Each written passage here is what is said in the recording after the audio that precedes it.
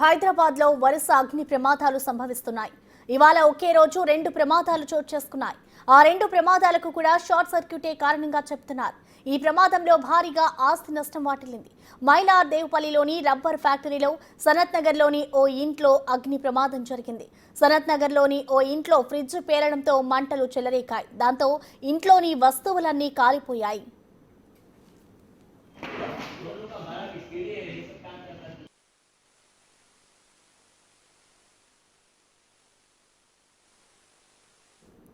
దీనిపై మరిన్ని వివరాలు మా ప్రతినిధి సుజాత అందిస్తారు. హైదరాబాద్లోని వరుస అగ్ని ప్రమాదాలు ప్రజలను భయాందోళనకు గురి చేస్తున్నాయి. మైలారం ఘటన మరొక ముందే మైలార్ దేవుపల్లెలోని అగ్ని ప్రమాదం చోటు చేసుకుంది. ఇప్పుడు సనత్ నగర్లోని ఓ ఇంట్లో మంటలు చెలరేగడంతో చుట్టుపక్కల ఉన్నటువంటి వాళ్ళంతా కూడా భయాందోళనకు గురయ్యారు. ప్రస్తుతం మనం ఉన్నటువంటి ఇల్లే ఉదయం 7 గంటల ప్రాంతంలో ఫ్రిడ్జ్లో నుంచి ఒక్కసారిగా మంటలు చెలరేగడం చూసినటువంటి బాబు బయటికి పరుగులు తీశాడు. వాళ్ళ అమ్మ కూరగాయలు కొనడానికి బయటికి వెళ్ళింది. ఆ సమయంలో ఇంట్లో ఎవరూ లేరు. ఆ బాబు చూసి వెంటనే వాళ్ళ అమ్మకి ఫోన్ చేయడం వల్ల వచ్చినప్పటికే దాదాపు మంటలన్నీ కూడా వ్యాపించి ఉన్నాయి. బకెట్ల సహాయంతో మంటల్ని ఆర్పే ప్రయత్నం చేశారు.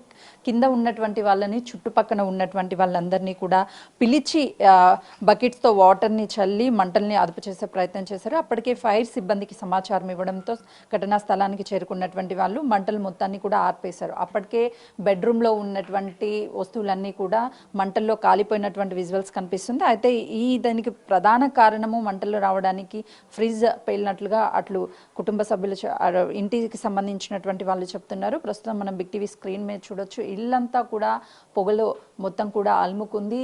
దాదాపు గంట పాటు మంటలన్నింటినీ కూడా అదుపు తీసుకురావడానికి టైం పట్టిందని చెప్పేసి ఇంటి ఓనర్స్ చెప్తున్నారు. మనం ప్రస్తుతం విజువల్స్ అంతా చూస్తే దట్టమైన పొగంతా అలుముకుపోయింది. వీళ్ళకి సంబంధించినటువంటి వస్తువులు అటు డాక్యుమెంట్స్ కావచ్చు, అదేవిధంగా బుక్స్, కొన్ని ఫైల్స్ అన్నీ కాలిపోయినటువంటి పరిస్థితి ఉంది. బెడ్ నైట్ టైం కానీ ఇది జరిగి ఉంటే కొంతమేరకు ప్రాణ నష్టం కూడా జరిగి ఉండేది. టైంకి అధికారులు రావడము, ఫైర్ సిబ్బంది దాంతో పాటు వీళ్ళు అప్రమత్తం అవడం వల్ల ఎలాంటి ప్రాణ నష్టం అయితే జరగలేదు. ఎవరికి ఎలాంటి గాయాలు అవ్వలేదు.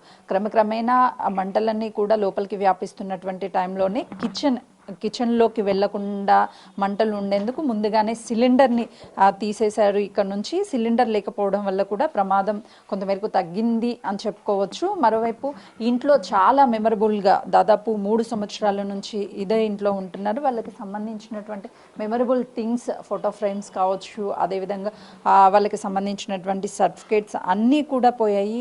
ఆమె ఒక ప్రైవేటు ఉద్యోగినిగా తెలుస్తుంది. తమకు ఒక కుమారుడు.